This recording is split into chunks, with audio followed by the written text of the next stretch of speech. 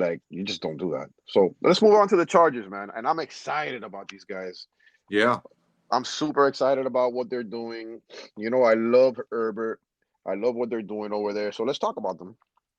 With the 13th pick, the Chargers went Rashon Slater. He's a 6'4", 304 pound, and he's the first offensive lineman selected by the Chargers in the first round since DJ Fluker in 2013. He started 37 games for the Wildcats and was all Big Ten honorable mention in 2019. This is great for the Chargers. I know Herbert's happy. He has more protection you get more protection for the stud. In 2019, he allowed 0 sacks, 1 quarterback hit, 5 QB hurries. So, according to the Northwestern Athletics, this is what they're saying. I think that's awesome protection for Herbert. I think it's a step up. I think he has to worry about less. I think his confidence goes up with this guy. Only bad thing and knock about this guy is that he opted out of the 2020 season, but how many players didn't do that last year? With the 47th pick, they went Asante Samuels Jr. out of Florida State. His father was a 4th-round pick by the Patriots and won 2 Super Bowls and made 2 All-Pro teams over his 10-year-plus career in the NFL. That means this kid has pedigree, and he's been around the game all his life. This is a great pick for the Chargers, and all you IDP guys out there, be on the lookout. Samuel Jr. played 32 games his 3 years at Florida State and led the team with 3 interceptions during the 2020 season. Then with the 77th pick, they went Josh Palmer. I love this kid. I love this pick. Explosive receiver. He was the go-to playmaker in his final season. He appeared in 47th game with 36 starts. Caught 99 passes for 1,514 yards and 7 touchdowns and averaged 15.3 yards a catch. He also had 1 rushing score to his credit. 69 of his 99 catches went for first downs. Owned the 16 career catches, 25 yards or more. He's a leader in the classroom and the community as well, meaning that this kid is smart, meaning that means that he can probably pick up the playbook a lot faster than other receivers. And where they picked him up at, total value for me. He was invited to the 2021 Senior Bowl in January and caught 2 passes for 27 yards and 1 touchdown in that contest. Proved to be the top receiver on the squad and one of the best in the SEC. He led the Vols in receiving yards with 475, catches with 33, and receiving touchdowns with 4. 23 out of his 33 catches went for first downs, while 62 of them came after the catch. So he's got some yak to him.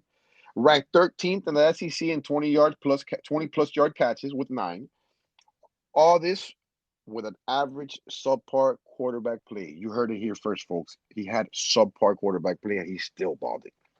I can see this kid filling in for Keenan Allen if he goes down with an injury, or once Mike Williams goes, if the Chargers don't resign him, and we've already talked about that in previous podcasts. That's definitely a possibility. Herbert's the best QB this kid's ever played with, so his upside is tremendous. He's going in the 2nd round in the draft, and you need to get him. If he falls to the 3rd round, it's a no-brainer. You have to pick him up.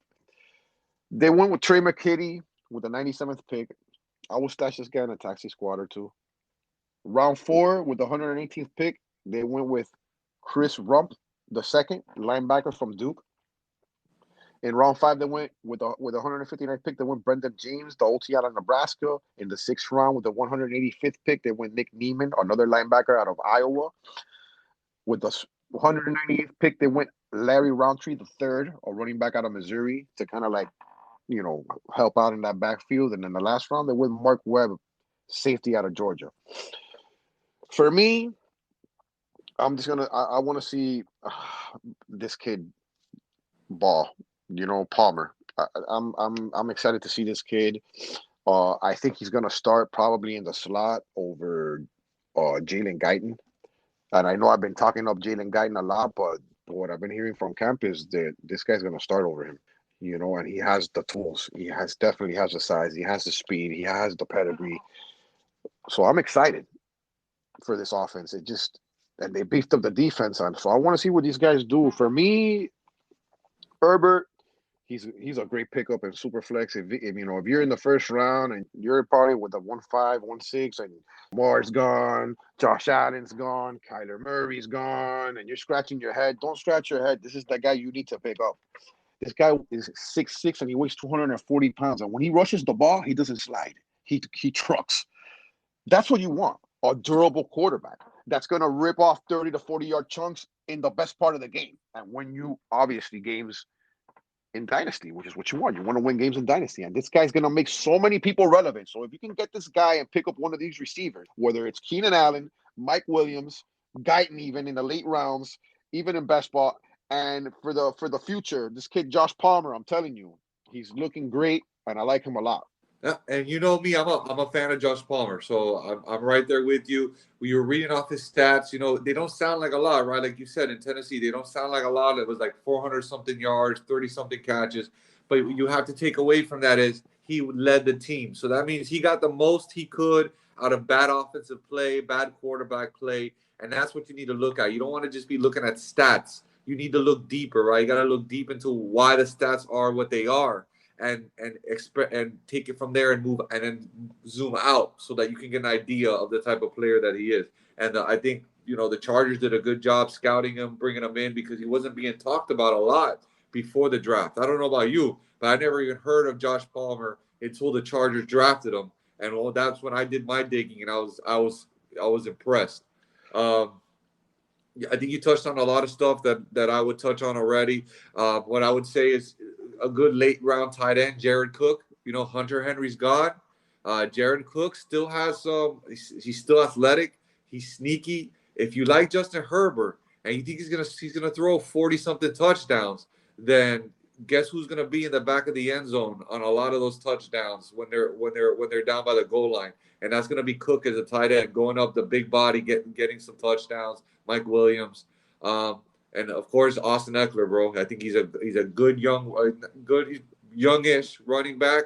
Catches the ball like crazy. And before people say, well, is Justin Herbert going to throw him the ball a lot? He likes to throw the ball down the field. Just so we can get an idea, Eckler in and out of the lineup, but he was on pace with Herbert as the QB with 106 targets.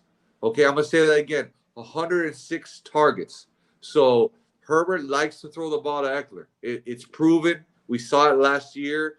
Don't let that fake narrative come out of nowhere, because what we saw last year was, while Phillip Rivers loves to throw to the running back more than most, Herbert liked to throw to Eckler too, and I think that's going to be an explosive offense. Yeah, I mean, Herbert automatically makes everybody in that team relevant. I mean, look at what he did last year as a rookie. I mean, he's only going to get better. So you need to pick up, and they're a fast-paced offense. So everybody's going to get the work. No, they are, man. They are. So, and that defense is nasty. I mean, they're getting some. I think their Derwin James is coming back from injury. You said it yourself. They beefed up their defense. This is a dark horse Super Bowl contender in my eyes. So I love watching them. To be honest with you, you know me. I love watching all of football, and I like watching San Diego. I love watching their fast-paced offense. And now that they got a defense, I'm gonna be enjoying the games even more.